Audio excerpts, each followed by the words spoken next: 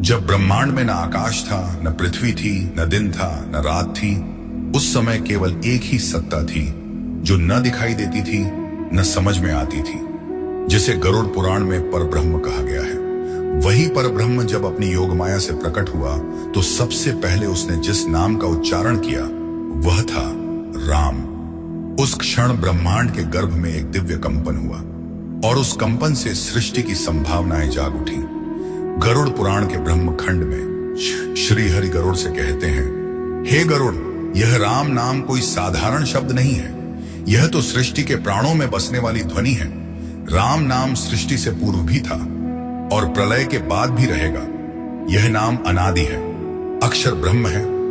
यही नाम ब्रह्मा को उत्पन्न करता है और सृष्टि की रचना करवाता है। जब ब्रह्मा उत्पन्न हुए तो वे पूर्ण भ्रम में थे। उन्हें कुछ समझ नहीं आया कि इस विराट ब्रह्मांड को कैसे रचा जाए। तब उन्होंने तप किया और उनके ध्यान में जो पहली दिव्य ध्वनि प्रकट हुई वह थी राम। उसी क्षण उन्हें चारों वेदों का ज्ञान प्राप्त हुआ और उन्होंने सृष्टि की रचना प्रारंभ की। गरुड़ पुराण कहता है, राम नाम केवल नाम नहीं, यह साक्षात चेतना है। यह नाम अंधकार में जलती वह लौ है जो आत्मा को उसकी मूल स्मृति दिलाती है। एक श्लोक आता है, राम नाम महातेज, राम नाम महातप, राम नाम महाज्ञानम, राम नाम परमम सुखम। अर्थात राम नाम तेजस्वी है, तपस्वी है, ज्ञानमय है और परम सुख स्वरूप है। गरुड़ जी विस्मित होकर पूछते हैं, प्रभु, जब स्वयं ब्रह्मा भी आपकी स्तुति करते हैं तब भी आप राम नाम का जाप क्यों करते हैं? तब श्री हरि मधुर मुस्कान के साथ उत्तर देते हैं, हे गरुड़, राम नाम मेरे नाम से भी श्रेष्ठ है, क्योंकि यह नाम निराकार से साकार की यात्रा का मूल मंत्र है। स्वयं मैं इस नाम से बल पाता हूं। जब मैं राम रूप में अवतरित हुआ तो यह नाम मेरे शरीर का नहीं, मेरी आत्मा का रूप था। गरुड़ पुराण कहता है, राम नाम जपने से पूर्व जन्मों के पाप जलते हैं और यह नाम मृत्यु के पश्चात यमदूतों को पास भी नहीं आने देता। गरुड़ जी पुनः प्रश्न करते हैं, प्रभु, इस नाम का सबसे पहले जप किसने किया? तब श्री हरि भावुक हो जाते हैं और कहते हैं, ब्रह्मा से भी पहले। जब मैं अनंत शेष शैया पर योग निद्रा में था उस समय आदिशक्ति ने मेरा स्मरण कर इस नाम राम का उच्चारण किया था और तभी मेरा चैतन्य सक्रिय हुआ। उसी क्षण ब्रह्मा की उत्पत्ति संभव हो सकी। इस प्रकार यह नाम सृष्टि का आदि कारण है, न केवल मोक्षदायक बल्कि सृजनकारी भी है। इसीलिए गरुड़ पुराण स्पष्ट कहता है, न वेदेषु न यज्ञेषु न दाने न तपस्विना यथा राम नाम जपे स्यात् पुण्यम नान्यथा भवेत। अर्थात न वेद, न यज्ञ, न दान, न तप ऐसा पुण्य नहीं दे सकता जैसा एक बार राम नाम का सच्चे भाव से जप कर लेने से होता है। यह नाम न केवल जन्मों के बंधन काटता है बल्कि आत्मा को उसके परम सत्य से जोड़ता है। जो भी इसे सच्चे भाव से जप लेता है वह भवसागर से पार हो जाता है। और श्री हरि के स्वर में उस क्षण जो दिव्य कंपन था वह कह रहा था, यही नाम मेरा प्राण है, यही मेरा स्वरूप है, यही मेरी आत्मा है, यही मेरा आदि है और यही मेरा अंत है, यही राम नाम है। एक बार पार्वती जी ने भगवान शंकर से पूछा, प्रभु, आपने अनेकों बार विष पिया, प्रलय में तांडव किया, त्रिपुरासुर का वध किया, कैलाश पर ध्यान लगाया, परंतु जब भी आप राम नाम लेते हैं तो आपकी आंखों से अश्रु क्यों बहते हैं? तब भगवान शिव मुस्कुराए और बोले, हे पार्वती, संसार के समस्त सुख, तप, यज्ञ और ज्ञान को एक पल में देने वाला जो नाम है वह है राम। तुमने पूछा कि मेरी आंखें नम क्यों हो जाती हैं? इसका कारण केवल भाव नहीं है, यह नाम स्वयं मेरे हृदय को पिघला देता है। गरुड़ पुराण कहता है, जब स्वयं शिव जो महाकाल हैं वह राम नाम के प्रभाव से नम्र होकर अश्रु बहाते हैं तो सोचो यह नाम कितना अद्भुत होगा। पद्म पुराण में आता है, किसी एक बार भगवान शिव ने सप्तर्षियों को बुलाकर कहा, यदि तुम मोक्ष चाहते हो, यदि तुम सत्य रूप में ब्रह्म से मिलन चाहते हो तो किसी विधि विधान में मत फंसो, केवल राम नाम का जप करो। यह ही वह ध्वनि है जिससे ब्रह्मांड की उत्पत्ति हुई और प्रलय में जो ध्वनि अंत में बचती है वह भी राम होती है। शिव जी ने कहा, हे पार्वती, जब राम स्वयं इस धरती पर अवतरित हुए तो मैं हनुमान बनकर उनकी सेवा में गया, क्योंकि राम नाम केवल नाम नहीं है, वह परब्रह्म का साकार रूप है। गरुड़ पुराण के अनुसार राम नाम का प्रताप ऐसा है कि मृत्यु के समय यदि कोई इसका स्मरण कर ले तो यमदूत उसके समीप नहीं आते, बल्कि स्वयं विष्णुदूत उसे वैकुंठ ले जाते हैं। शिव जी कहते हैं, मैंने सैकड़ों नामों का जाप किया, सहस्त्रों मंत्रों का अनुष्ठान किया, परंतु राम नाम से बड़ा कोई नाम नहीं। इस नाम में कोई आडंबर नहीं है, केवल भाव चाहिए। एक श्लोक आता है, रामेति नाम महामंत्रं जपन सततम नरः संसार बंधनात् मुक्तो भवति नात्र संशयः। अर्थात जो व्यक्ति निरंतर राम नाम का जप करता है वह संसार के बंधनों से मुक्त हो जाता है, इसमें कोई संशय नहीं। पार्वती ने पूछा, प्रभु क्या राम नाम केवल पुरुषों के लिए है? तब शिव बोले, नहीं पार्वती, यह नाम न जाति देखता है, न लिंग, न उम्र, न स्थिति। यह तो आत्मा को स्पर्श करता है, चाहे कोई शूद्र हो या ब्राह्मण, स्त्री हो या पुरुष। यदि वह राम नाम सच्चे भाव से जपे तो यह नाम उसे परम गति देता है। गरुड़ पुराण के ब्रह्मखंड में श्रीहरि गरुड़ से कहते हैं, हे गरुड़, सृष्टि के आदिकाल में जब ब्रह्मा ने अपने मानस पुत्रों की रचना की तब उन 7 ऋषियों में इस एक थे। भृगु ऋषि ज्ञान के समुद्र थे, परंतु उन्हें अपने ज्ञान पर गर्व हो गया। एक दिन उन्होंने मन में सोचा, मैं स्वयं ज्ञानी हूं, मुझे किसी का सहारा नहीं चाहिए। उसी अहंकारवश वे एक बार विष्णु लोक गए और देखा कि श्रीहरि क्षीर सागर में योग निद्रा में लेटे हैं। भृगु ने आवेश में आकर भगवान के वक्ष स्थल पर चरण रख दिया। भगवान विष्णु ने आंखें खोली, मुस्कुराए और बोले, मुनिवर, आपके चरणों से कहीं मेरी छाती को कष्ट तो नहीं हुआ? यह देखकर भृगु की आंखें भर आईं। उन्होंने देखा कि जिन्हें वह परब्रह्म समझते हैं वह कितने विनम्र हैं। उसी क्षण उनका अभिमान टूट गया और वे उसी समय भगवान विष्णु के चरणों में गिर पड़े। गरुड़ पुराण कहता है, उसी दिन से भृगु ने राम नाम का जप प्रारंभ किया। उन्होंने कहा, हे प्रभु, आप तो सर्वज्ञ हैं, परंतु यह नाम तो आपसे भी बड़ा है, क्योंकि यह आपके भीतर की दया, करुणा और प्रेम को जागृत करता है। उन्होंने हिमालय के शिखरों में जाकर सहस्त्रों वर्षों तक राम नाम का जाप किया और अंत में ब्रह्म तेज में लीन हो गए। गरुड़ जी पूछते हैं, प्रभु क्या ऐसा कोई उदाहरण भी है जब किसी साधारण मनुष्य ने राम नाम के बल पर परम फल प्राप्त किया हो? श्रीहरि उत्तर देते हैं, हे गरुड़, त्रेता युग में अयोध्या के निकट एक वन में एक शिकारी रहता था जो अपने पापों से व्याकुल हो चुका था। एक दिन उसके समक्ष एक वृद्ध ऋषि आए और कहा, हे वत्स, तू बहुत पापी हो चुका है, परंतु यदि तू इस नाम का स्मरण कर तो तुझे भी परम गति मिल सकती है। शिकारी ने पूछा, कौन सा नाम गुरुदेव? तब ऋषि ने कहा, राम, यही वह नाम है जो अग्नि को शीतल बना दे, मृत्यु को अमृत बना दे और पाप को पुण्य में बदल दे। शिकारी ने उसी क्षण राम नाम लेना शुरू किया। उसका मन पहले भटका, परंतु धीरे धीरे उसकी आत्मा पिघलने लगी। उसने कुटिया बनाई, तप किया, जप किया और अंत में जब उसकी मृत्यु आई तो यमदूत नहीं आए, स्वयं विष्णुदूत उसे वैकुंठ ले गए। गरुड़ पुराण के अनुसार जब कोई मनुष्य भाव से राम नाम का स्मरण करता है तो वह न केवल अपने जीवन को शुद्ध करता है बल्कि अपने पूर्वजों के भी पापों को काट देता है। एक श्लोक आता है, यन यन स्मरेत कल्याणम तंतम प्राप्नोति मानवः राम नाम स्मरेण नित्यम सर्वसिद्धि भवेत ध्रुवम। अर्थात जो भी व्यक्ति जिस शुभ वस्तु को स्मरण करता है वह उसे प्राप्त करता है, परंतु यदि वह राम नाम का स्मरण करता है तो उसे समस्त सिद्धियां मिलती हैं। इस प्रकार भृगु मुनि और वह शिकारी दोनों इस नाम के प्रमाण हैं। एक ज्ञानी था और दूसरा अज्ञानी, परंतु दोनों को मुक्ति एक ही नाम से मिली। गरुड़ ने श्रीहरि से पूछा, प्रभु आपने बताया कि राम नाम जप से मोक्ष मिलता है, परंतु क्या केवल जप ही पर्याप्त है? क्या श्रवण, लेखन और स्मरण का भी कोई विशेष फल है? तब भगवान विष्णु बोले, हे गरुड़, राम नाम केवल जप का विषय नहीं, यह तो श्रवण मात्र से पापों का नाश करने वाला अमृत है। जब कोई राम नाम को केवल सुनता है तब भी उसके हृदय के दोष गलने लगते हैं। गरुड़ पुराण कहता है, एक बार नारद जी मृत्युलोक भ्रमण करते समय एक चांडाल के घर के सामने से निकले जहां भीतर से राम नाम की ध्वनि आ रही थी। नारद ने देखा कि वह व्यक्ति मलिन वस्त्रों में था, परंतु उसकी आंखों में प्रकाश था। नारद ने पूछा, हे वत्स, यह नाम तू कहां से जान गया? वह बोला, मुझे नाम का अर्थ नहीं पता, परंतु एक साधु कभी मेरे द्वार आया था और उसके जाते समय वह राम नाम बोलता गया, बस वही मैं दोहराता हूं। नारद मुस्कुराए।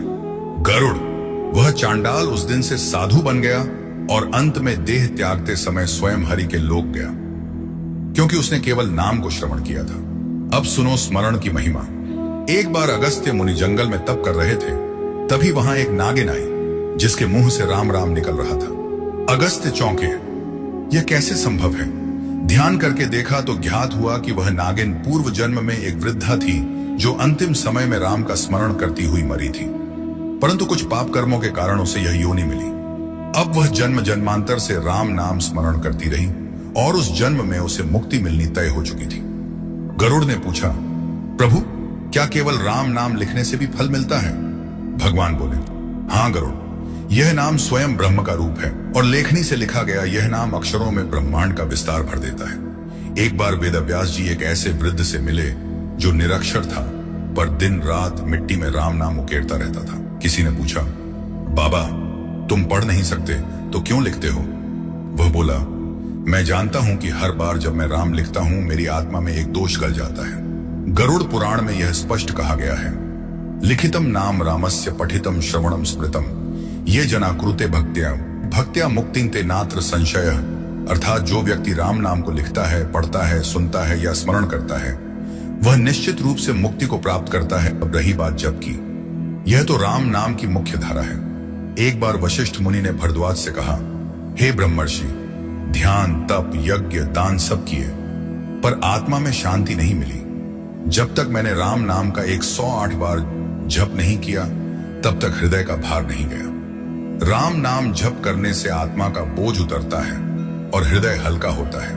हे गरुड़, यह नाम अद्भुत है। श्रवण करने से कान पवित्र होते हैं, लेखन करने से हाथों के कर्म सुधरते हैं, स्मरण करने से हृदय निर्मल होता है और जप करने से आत्मा को ब्रह्म से मिलन होता है। गरुड़ ने श्रीहरि से पूछा, प्रभु, आपने कहा कि राम नाम से मुक्ति मिलती है, परंतु यह बताएं कि यह नाम आया कहां से? इसका आदि क्या है? क्या यह नाम सृष्टि के बाद बना या पहले से था?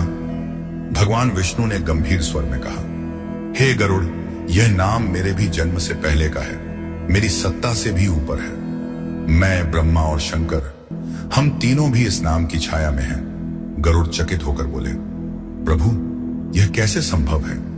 तब श्रीहरि बोले, सुनो गरुड़, जब कुछ भी नहीं था, ना धरती, ना आकाश, ना जल, ना अग्नि, तब केवल एक नाद था, वह था राम। इस राम नाम की ध्वनि आकाश में नहीं पर ब्रह्म में गूंज रही थी। वेदों में कहा गया है, रामो विग्रहवान धर्म, अर्थात राम केवल पुरुष नहीं, वह धर्म का मूर्त रूप है। शिव पुराण में प्रसंग आता है, एक बार माता पार्वती ने भगवान शिव से पूछा, स्वामी, आप निरंतर राम नाम का जप करते रहते हैं जबकि आप स्वयं महादेव हैं, सबके आराध्य हैं, फिर भी आप किसी और का नाम क्यों जपते हैं? तब भोलेनाथ ने उत्तर दिया, देवी, तुम जिसे राम नाम कहती हो वह केवल शब्द नहीं, वह परात्पर ब्रह्म है। वह नाम जिसे सुनकर मैं समाधि में चला जाऊं, वह नाम स्वयं सृष्टिकर्ता के भी आरंभ से पूर्व था। शिव जी ने आगे कहा, जब ब्रह्मा स्वयं ब्रह्मांड रचने में असमर्थ हो रहे थे तब उन्होंने ध्यान किया और उनके भीतर से जो पहला नाद निकला वह राम था। उसी राम नाम की शक्ति से उन्होंने पंचमहाभूतों की सृष्टि की, देवों और असुरों की रचना की और जीवन का संचार किया। गरुड़ पुराण में भी कहा गया है, राम नाम परम ब्रह्म तस्मात् नास्ति परम तपः, अर्थात राम नाम ही पर ब्रह्म है, इससे ऊपर कुछ भी नहीं और इससे बड़ा कोई तप नहीं। भगवान विष्णु ने कहा, हे गरुड़, मेरे चारों वेद, मेरे सारे अवतार, मेरे सारे आयुध, ये सब राम नाम की ऊर्जा से ही संचालित होते हैं। राम नाम ही वह मूल बीज है जिससे ब्रह्मा की चेतना जागी और शंकर का वैराग्य पैदा हुआ।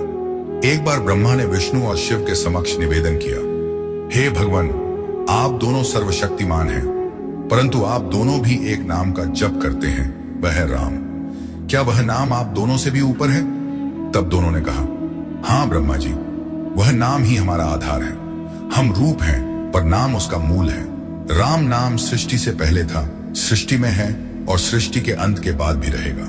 जब कुछ भी नहीं बचेगा तब भी यह नाद गूंजता रहेगा, राम राम राम। यही कालातीत है, यही अक्षर है और यही ब्रह्म है। गरुड़ ने पूछा, प्रभु, क्या ऐसा हुआ है कि किसी ने केवल राम नाम लेकर मृत्यु को टाल दिया हो? भगवान बोले, हाँ गरुड़, राम नाम का स्मरण मृत्यु को रोकने में भी समर्थ है। एक बार की कथा सुनो। महर्षि विश्वामित्र तपस्या में लीन थे, तभी एक यमदूत उनके समीप आया। ऋषि ने चक्षु खोले और बोले, वत्स, तू क्यों आया? यमदूत बोला, महर्षि, मुझे आदेश है कि एक किसान की आयु पूर्ण हो गई है, उसे ले चलूं। महर्षि ने पूछा, वह किसान कौन है? यमदूत बोला, एक निर्धन ब्राह्मण जो खेत में हल चलाते चलाते निरंतर राम राम कहता रहता है। तब महर्षि बोले, यदि वह राम नाम स्मरण करता है तो उसकी मृत्यु की घड़ी टल चुकी है। जा, लौट जा, जब तक उसके प्राण में राम नाम है यम भी उसे नहीं छू सकता। फिर गरुड़ ने पूछा, प्रभु, क्या किसी को नाम जप से पूर्व जन्मों के पापों से मुक्ति मिली है? श्रीहरि बोले, हाँ गरुड़, एक बार की बात है, एक अपवित्र जीवन जीने वाला युवक जो हत्या, चोरी और व्यभिचार जैसे पापों में डूबा था, एक संत के प्रभाव से राम नाम जपने लगा। संत ने कहा, तू नाम जय निष्प जप, फल की चिंता मत कर। वह झपता गया और धीरे धीरे उसकी आंखों में आंसू आने लगे, हृदय बदलता गया। अंत में जब वह मृत्यु को प्राप्त हुआ, तब यमदूतों के स्थान पर देवदूत आए और उसे पुष्पक विमान से रामलोक ले गए। गरुड़ पुराण कहता है, नामैकम यद्यपि श्रुत्वा पातकी विनिवर्तते, अर्थात एक बार भी यदि नाम श्रवण हो जाए तो महापापी भी विमुक्त हो सकता है। गरुड़ ने पूछा, प्रभु, क्या कोई उदाहरण है जहां किसी का पुनर्जन्म ही बदल गया हो केवल राम नाम के प्रभाव से? श्रीहरि बोले, एक बार गोकर्ण नामक ब्राह्मण के सौतेले भाई धुंधकारी का पापमय जीवन अंत में प्रेत योनि में बदल गया था। गोकर्ण ने उसके लिए भागवत कथा रखी जिसमें राम नाम बारंबार गूंजा। धुंधकारी उस कथा को श्रवण करता रहा और जैसे ही 7वें दिन राम नाम उसके हृदय में उतरा तो क्षण प्रेत योनि छूट गई और उसे दिव्य शरीर प्राप्त हुआ। हे गरुड़, ये राम नाम केवल शब्द नहीं, यह चेतना है, यह ध्वनि नहीं, आत्मा का द्वार है। अब सुनो वह अंतिम वाणी जो श्रीहरि ने गरुड़ को दी। नाध्यात्म मार्गो न तपो न यज्ञो न तीर्थ यात्रा न च व्रतानि रामस्य नाम्नः स्मरणम समम ही नान्यः पवित्रो भुवनत्रयेपि, अर्थात न तो योग न यज्ञ न व्रत न तीर्थ, इन सब से ऊपर जो है वह है राम नाम का स्मरण। तीनों लोकों में इससे पवित्र कुछ भी नहीं। श्रीहरि ने गरुड़ से कहा, हे तात, यदि तुमने सब शास्त्र पढ़ लिए पर राम नाम नहीं जपा तो कुछ भी नहीं पाया, परंतु यदि तुमने केवल राम नाम जप लिया तो सब कुछ पा लिया। तो प्रिय भक्तगण, इस वीडियो का अंतिम सार यही है कि राम नाम वह नौका है जो भवसागर से पार लगाती है। राम नाम वह अग्नि है जो पापों को जला देती है। राम नाम वह शीतल छाया है जो जीवन की तपन से बचाती है। राम नाम वह दर्पण है जिसमें आत्मा का वास्तविक रूप झलकता है। राम नाम वह सीढ़ी है जो ब्रह्म से मिलन कराती है, जिसे सब खो गया लगे। वह राम नाम जप ले जिसे जीवन निरर्थक लगे, राम नाम स्मरण करे। जिसे मृत्यु का भय हो वह राम नाम सुन ले, जिसे मोक्ष चाहिए वह राम नाम जी ले। इसी भाव के साथ वाणी को विराम दे रहे हैं। जय सिया राम।